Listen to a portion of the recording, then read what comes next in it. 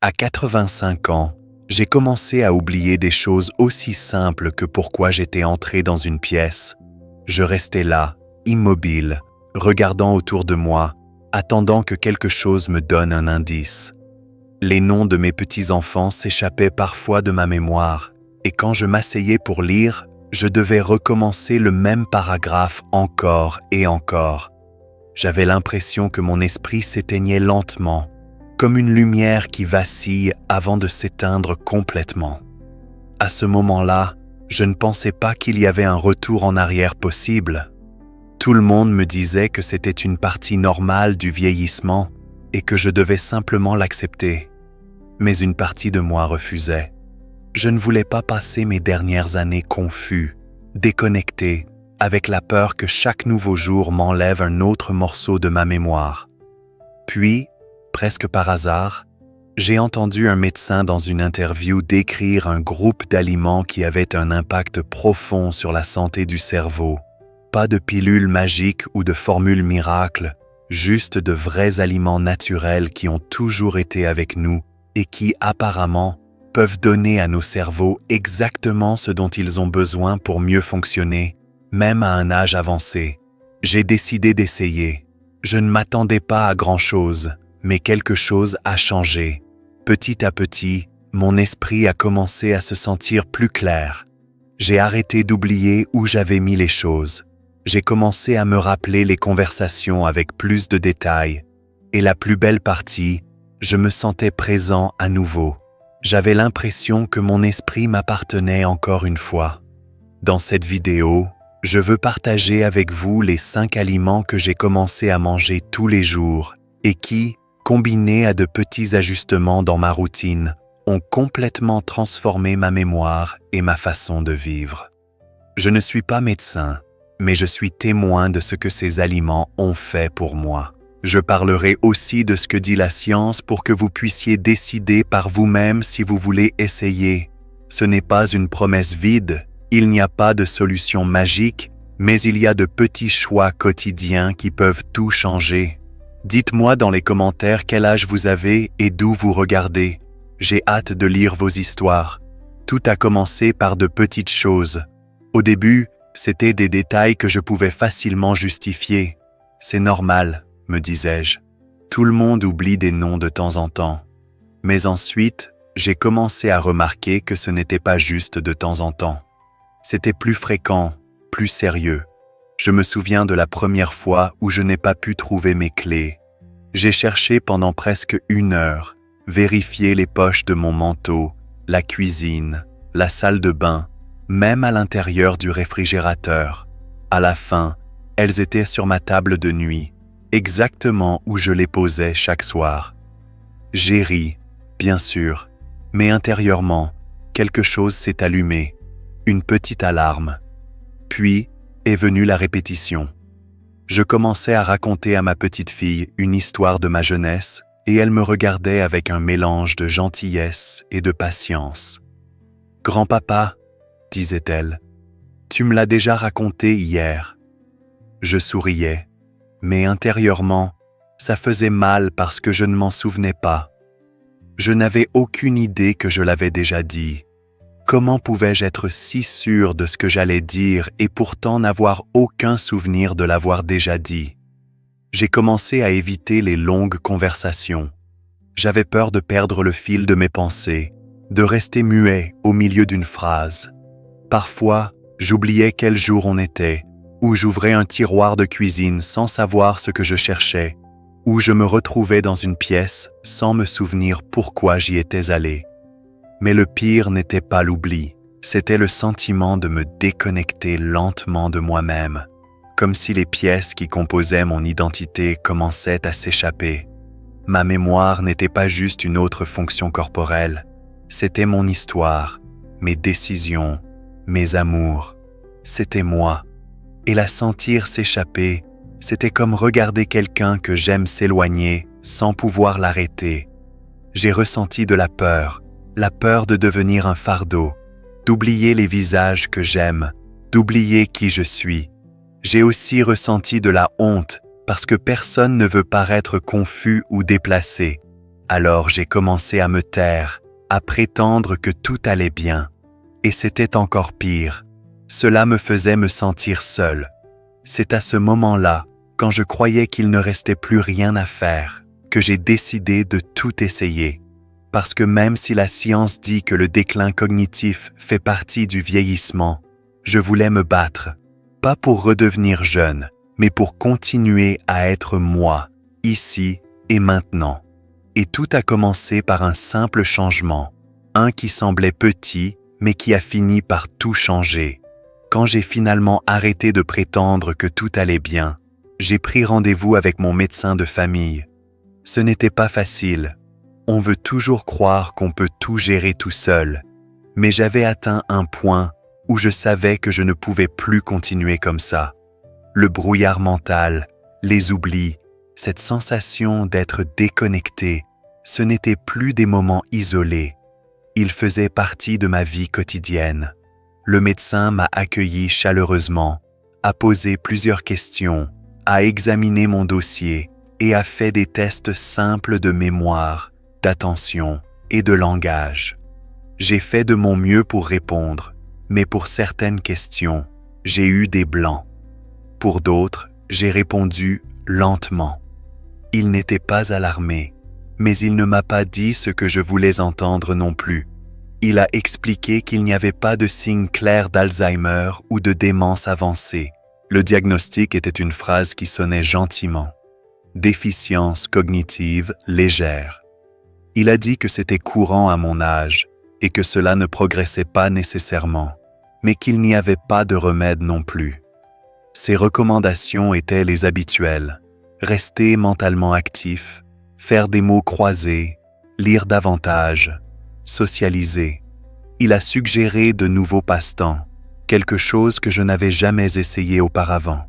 Il a parlé de l'importance d'un bon sommeil, de mouvements quotidiens, de réduction du stress et bien sûr, de surveillance pour tout symptôme qui s'aggrave. J'ai demandé pour les médicaments. Il a dit qu'il y avait des médicaments disponibles, mais qu'il ne me les recommandait pas. Les effets secondaires peuvent être forts et leurs bénéfices, selon ses mots, ne sont pas toujours aussi clairs qu'on le souhaiterait. J'ai quitté le cabinet avec un mélange de soulagement et de frustration. Soulagement que ce ne soit pas quelque chose de plus grave. Frustration parce qu'au fond, j'avais l'impression qu'il disait « Cela fait partie du vieillissement et vous devez juste l'accepter. » Mais je ne voulais pas me contenter de rester actif et espérer le mieux. Je voulais me sentir mieux, pas seulement maintenir. Je ne cherchais pas de miracle, juste de la clarté, de la mémoire, de la présence, cette sensation d'être vraiment là, maintenant. C'est alors que j'ai commencé à faire mes propres recherches. Je ne cherchais pas de remèdes magiques ou de traitements impossibles. J'ai commencé par les bases, ce que je mangeais. Si ce que nous mangeons affecte tout notre corps, pourquoi n'affecterait-il pas notre cerveau? Cette question a marqué le début d'un chemin qui, petit à petit, a ramené ce que je pensais avoir perdu. Un après-midi, sans chercher quoi que ce soit en particulier, je suis tombé sur une vidéo d'un neurologue à la retraite parlant du vieillissement du cerveau. Elle a dit quelque chose qui m'a marqué. Ce que vous mangez ne nourrit pas seulement votre corps, cela nourrit votre esprit. Et si vous choisissez judicieusement, vous pouvez aider votre mémoire à rester avec vous plus longtemps. Cela a piqué ma curiosité. J'ai commencé à lire des articles, à regarder des conférences, à chercher des études. Je ne cherchais pas de formules miracles, juste des idées pratiques. Et parmi tout ce que j'ai trouvé, un aliment continuait à apparaître comme un puissant allié du cerveau. Les myrtilles, ces petits fruits que j'avais négligés au supermarché pendant des années. Il s'avère qu'elles sont remplies d'antioxydants, en particulier des composés appelés flavonoïdes, plus précisément des anthocyanes, qui leur donnent cette couleur bleu profond. Ces substances aident à combattre le stress oxydatif, l'un des principaux facteurs qui endommagent nos neurones au fil du temps. Selon une étude publiée dans le Journal of Agricultural and Food Chemistry, les adultes âgés qui consommaient des myrtilles quotidiennement pendant 12 semaines ont montré des améliorations notables dans la mémoire à court terme et la capacité d'apprentissage. Une autre étude à l'université d'Exeter a trouvé qu'une dose quotidienne de jus de myrtille améliorait la fonction cérébrale et le flux sanguin vers le cerveau chez les adultes âgés. Ce n'est pas juste une mode, il y a de la vraie science derrière. Et la meilleure partie, c'est que vous n'avez pas besoin de suppléments coûteux ou de préparations compliquées, juste une poignée chaque jour. Alors j'ai décidé d'essayer. J'ai acheté un contenant de myrtilles fraîches et je les ai mangées chaque matin pendant plusieurs semaines, mélangées dans du yaourt nature ou seul, comme un petit rituel. Ce qui s'est passé, au début, je n'ai pas remarqué grand-chose, mais vers la 2e semaine, quelque chose a commencé à changer. Je me sentais plus alerte le matin. J'étais moins maladroit avec mes souvenirs. Ce brouillard mental, cette sensation d'être un peu déconnecté, a commencé à se dissiper. Ce n'était pas comme appuyer sur un interrupteur, c'était plus comme des lumières qui avaient été tamisées et qui s'éclairent lentement. La partie la plus surprenante était que non seulement ma mémoire s'améliorait, mais mon humeur aussi. Je me sentais plus énergique, plus présent, comme si quelque chose à l'intérieur de moi s'était réveillé. C'était le début, un petit fruit, modeste en apparence, mais avec un impact puissant. À partir de là, je savais que je devais continuer à explorer. Si juste un aliment pouvait faire ça, qu'est-ce qui pourrait arriver si j'ajoutais plus d'alliés? Quand j'ai décidé de prendre ma mémoire au sérieux, j'ai réalisé que des repas sains occasionnels ne suffisaient pas. La clé était la routine. Ce que vous faites tous les jours, sans faute, parce que ce que vous faites de manière constante est ce qui finit par transformer votre corps et votre esprit. Alors j'ai commencé par le repas le plus basique, le petit déjeuner. Avant, mon petit déjeuner était une tasse de café et peut-être un biscuit. Rien de plus.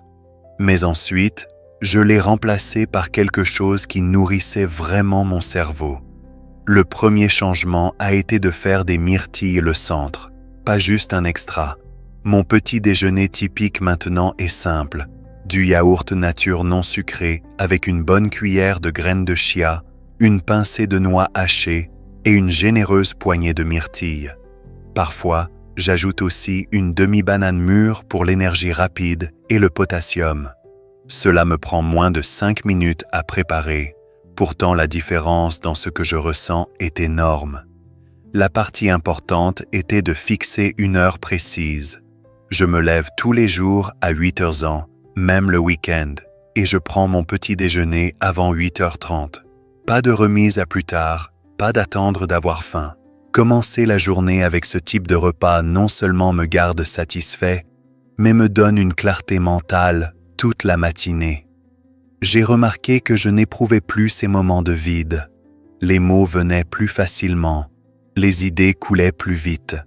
Même de petites choses comme me souvenir de la page où j'avais laissé mon livre la veille ou où j'avais mis mes clés n'étaient plus un problème. Un matin, par exemple, mon petit-fils a appelé pour demander le numéro de téléphone de sa mère parce qu'il l'avait perdu dans son téléphone. Dans le passé, j'aurais fait une pause, fouillé dans des papiers ou dit « Attends un moment que je le trouve ». Mais ce jour-là, sans réfléchir, je l'ai récité de mémoire. Je m'en souvenais sans effort, comme dans le temps.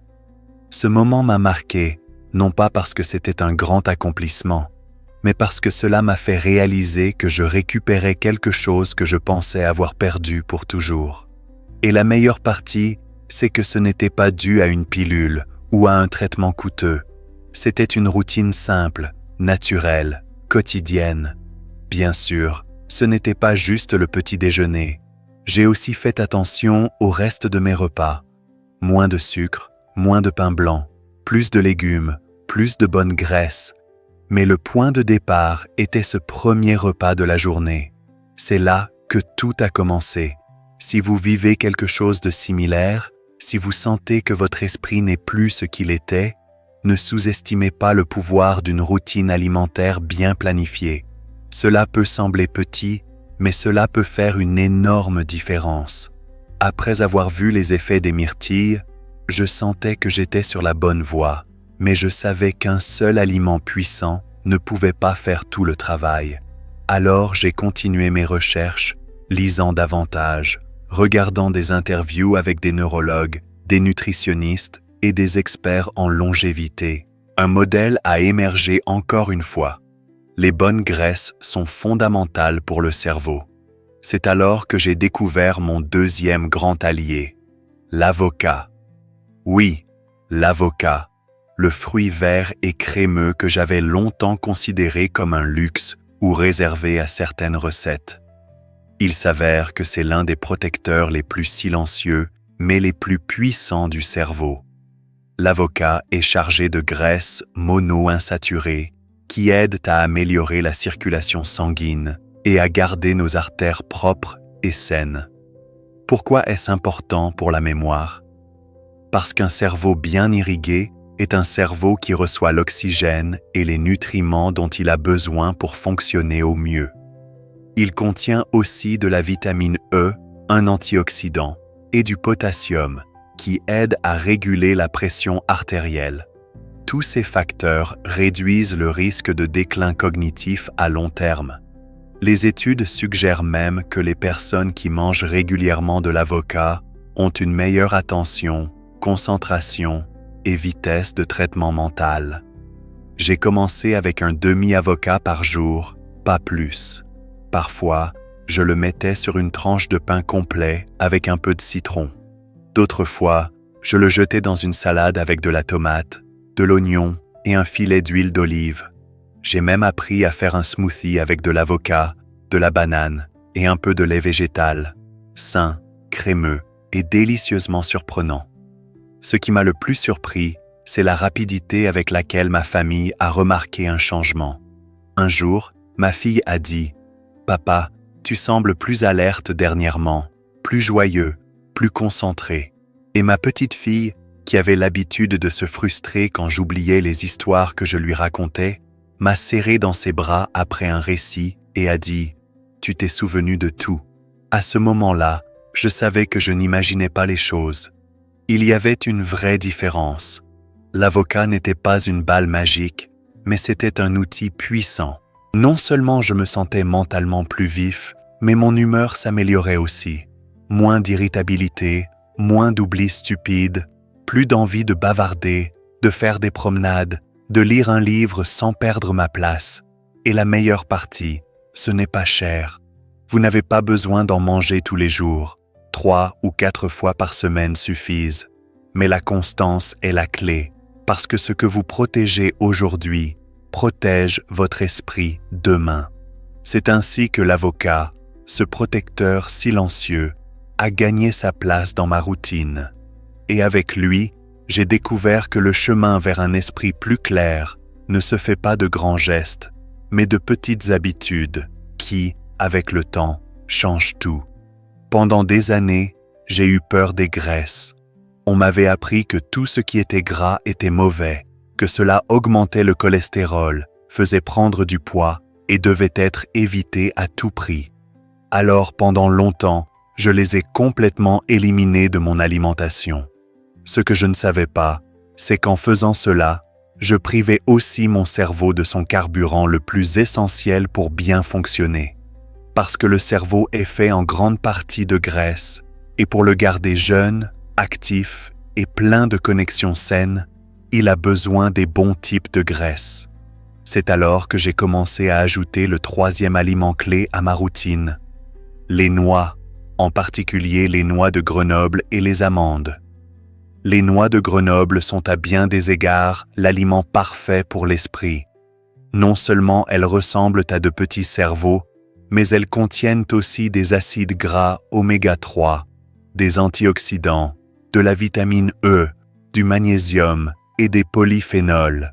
Tous ces composés travaillent ensemble pour protéger les neurones, renforcer les connexions synaptiques et améliorer la communication entre les cellules cérébrales. Les amandes, d'autre part, sont riches en graisses mono-insaturées, en protéines et en minéraux essentiels. Elles sont comme un carburant à combustion propre que le cerveau peut utiliser pour mieux performer, surtout en vieillissant. Je me souviens d'avoir été sceptique au début, que quelque chose d'aussi petit puisse avoir un tel impact. Mais avec le temps, j'ai remarqué le changement. J'ai commencé à me rappeler plus de détails de mon enfance, des dates exactes, des conversations avec mes parents, l'odeur de la cuisine quand j'étais enfant. Ce n'était pas que ces souvenirs avaient disparu, c'était comme si mon esprit pouvait soudainement allumer les lumières dans ces pièces du passé. Un matin, en bavardant avec mon petit-fils, j'ai lâché le nom complet de mon institutrice de CE1 sans même y penser. Puis, je me suis souvenu d'une chanson que nous chantions en classe. Ce n'était pas un effort, cela coulait juste, comme si ce souvenir attendait d'être évoqué. Pour moi, c'était un cadeau. J'ai commencé à prendre une petite poignée de noix chaque jour.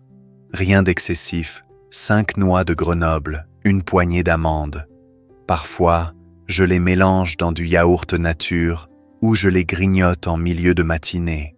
Elles sont portables, ne nécessitent aucune préparation et m'ont donné une clarté que je n'espérais honnêtement pas retrouver à mon âge. Et encore une chose, j'ai arrêté d'avoir peur du mot « graisse ». J'ai appris que ce n'est pas l'éliminer qui compte, mais la choisir judicieusement. Mon cholestérol va mieux que jamais, mon énergie a augmenté et ce brouillard mental de l'après-midi que j'avais l'habitude de ressentir a disparu. Le cerveau ne veut pas de régimes extrêmes, il veut de l'équilibre, de la nutrition et de la constance. Et si cette étape de ma vie m'a appris quelque chose, c'est qu'il n'est jamais trop tard pour donner à votre corps et à votre esprit ce dont ils ont vraiment besoin pour continuer à briller. Parfois, nous pensons que prendre soin de notre santé signifie renoncer au plaisir, que pour se sentir bien, nous devons arrêter de nous faire plaisir. Mais avec le temps, j'ai découvert que ce n'était pas entièrement vrai. Il y a des choses sucrées qui non seulement ravissent le palais, mais nourrissent aussi le corps et le cerveau. Pendant longtemps, j'ai évité les sucreries. Je craignais le sucre, les pics d'énergie suivis de chutes, la culpabilité après avoir mangé quelque chose qui me plaisait. Mais un jour, en lisant un article sur la santé cérébrale chez les adultes âgés, j'ai trouvé quelque chose qui a attiré mon attention. Le chocolat noir. Pas n'importe quel chocolat, pas le type chargé de lait, de sucre et d'additifs. Il parlait du chocolat noir avec au moins 70% de cacao comme véritable aliment pour le cerveau. Le cacao pur contient des flavonoïdes qui sont de puissants antioxydants. Ces composés améliorent le flux sanguin vers le cerveau, réduisent l'inflammation et protègent les neurones des dommages causés par le stress oxydatif. En d'autres termes, ils aident à garder le cerveau plus jeune, plus alerte et plus résilient.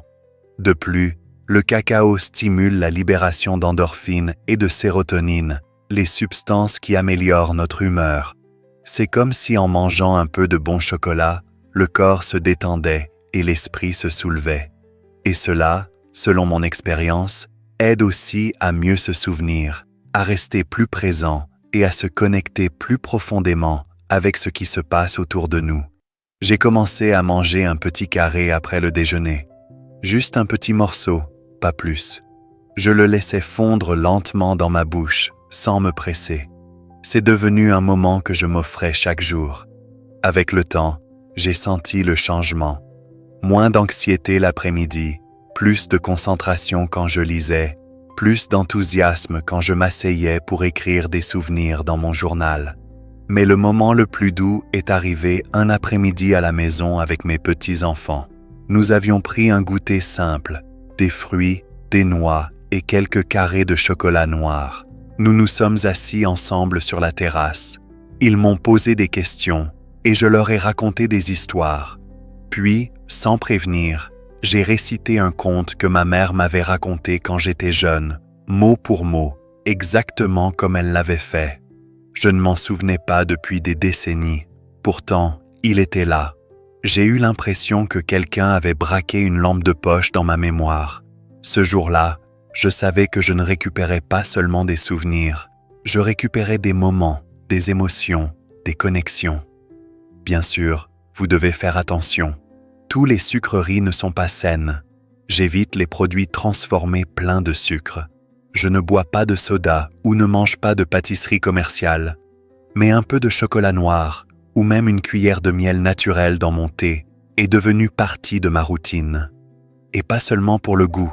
Je le fais parce que cela m'aide à me sentir vivant, lucide, présent. C'est ainsi que j'ai appris que le plaisir et la santé ne sont pas des ennemis. Parfois, les sucreries, si elles sont choisies judicieusement, peuvent guérir. Tout au long de ma vie, j'ai entendu parler d'aliments exotiques, de suppléments miraculeux, de nouveaux régimes chaque mois, tous promettant jeunesse, mémoire et énergie. Mais après tant d'années, j'ai appris que parfois les choses les plus puissantes ne viennent pas de quelque chose de rare ou de cher. Elles viennent du simple, de ce qui est à la portée de tous, mais souvent sous-estimé. C'était le cas du 5e aliment de mon voyage. L'eau. Oui, aussi simple que cela. L'eau. Cela peut sembler décevant pour certains, mais je vous assure que quand j'ai commencé à boire de l'eau consciemment et suffisamment, mon esprit a fait un bond auquel je ne m'attendais pas. Parce qu'il s'avère que pour que le cerveau fonctionne bien, il doit être hydraté. L'eau ne transporte pas seulement les nutriments, elle évacue aussi les toxines, régule la température, garde les connexions neuronales actives et améliore le flux sanguin vers le cerveau. Avant, j'étais le genre de personne qui ne buvait de l'eau que quand j'avais soif. Un petit verre ici, un autre là. Parfois, des heures passaient sans que je réalise que je n'avais pas bu une goutte. Et bien sûr, l'après-midi, je me sentais fatigué, ma concentration faiblissait, mes mots se coinçaient, et je mettais tout cela sur le compte de l'âge. Mais ce n'était pas juste l'âge, c'était la déshydratation. Alors j'ai fait un changement. J'ai commencé chaque matin avec un grand verre d'eau au réveil, puis un autre avant le petit déjeuner. Pendant la journée, je portais une petite bouteille avec moi et je m'assurais de prendre des gorgées régulièrement, même si je n'avais pas soif. Il n'a pas fallu longtemps pour remarquer la différence. J'ai commencé à penser plus clairement, à me rappeler les noms plus rapidement, à lire sans avoir à relire la même ligne encore et encore. Je me sentais plus alerte, même mon humeur s'améliorait. Moins de confusion, moins d'irritabilité, plus d'envie de parler, d'écrire, d'apprendre. Et l'eau amplifiait les effets des autres aliments. Parce que sans une hydratation appropriée, le corps ne peut pas bien absorber les nutriments.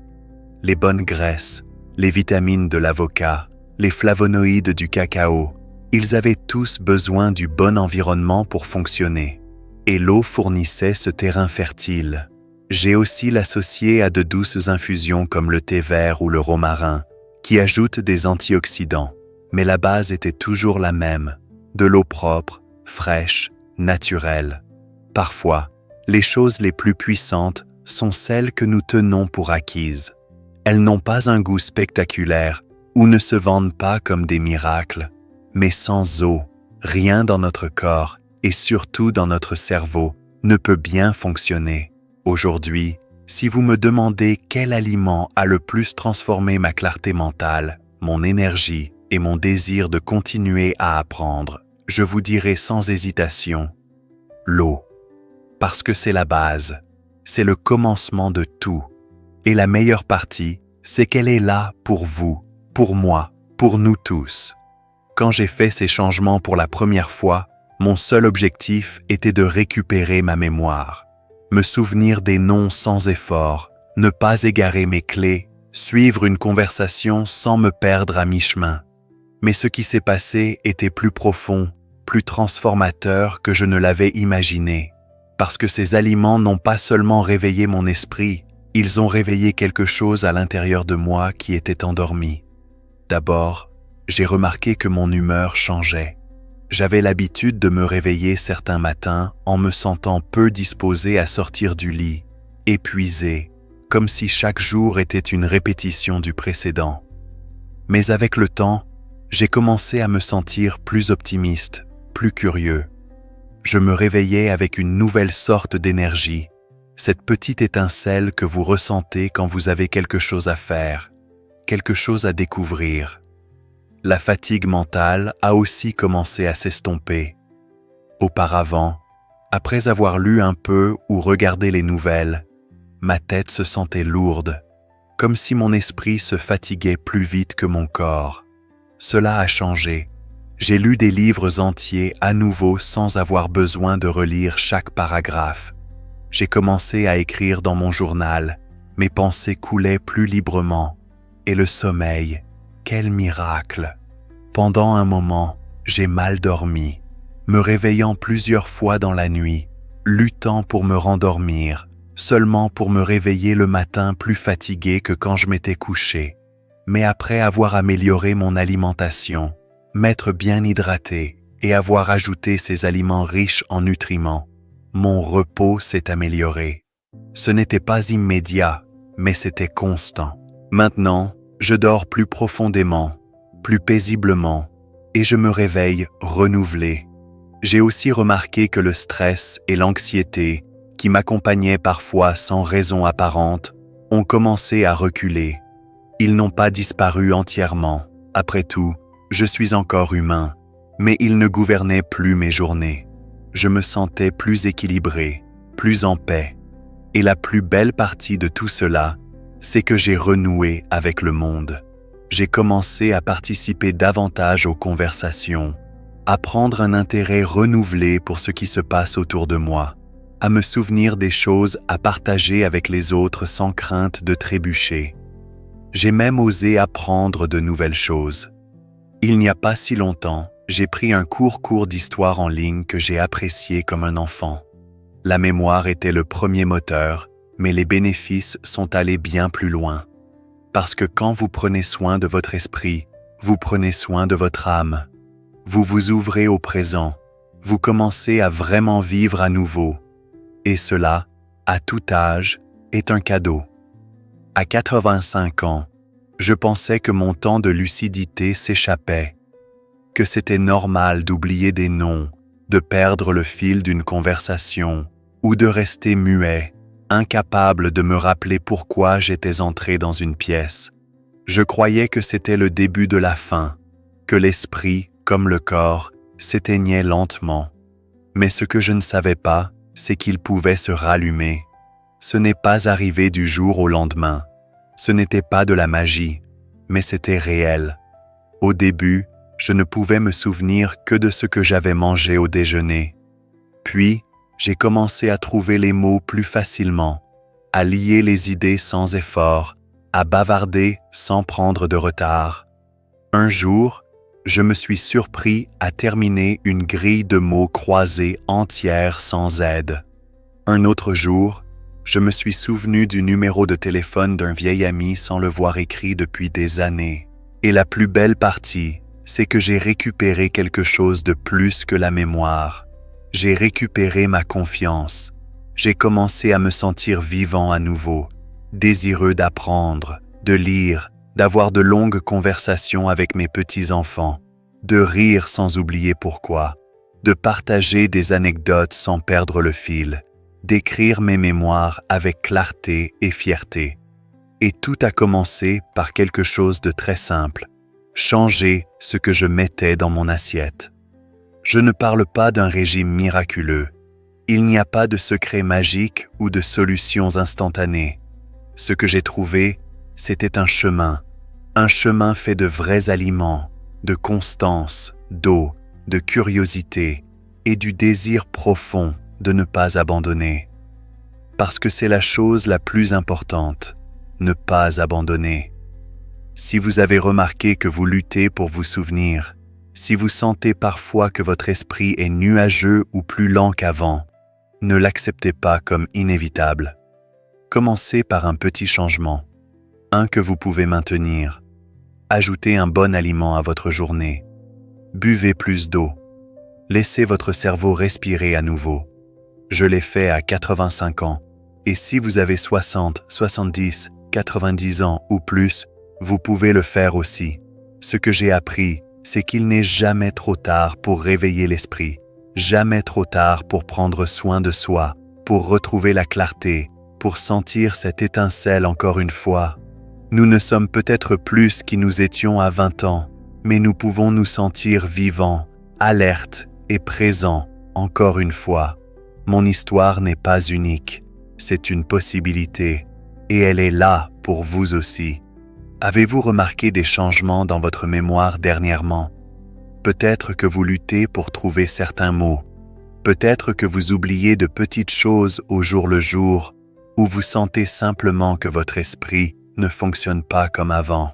Vous n'êtes pas seul, et surtout, vous n'êtes pas sans option. Aujourd'hui, j'ai partagé ce qui a fonctionné pour moi.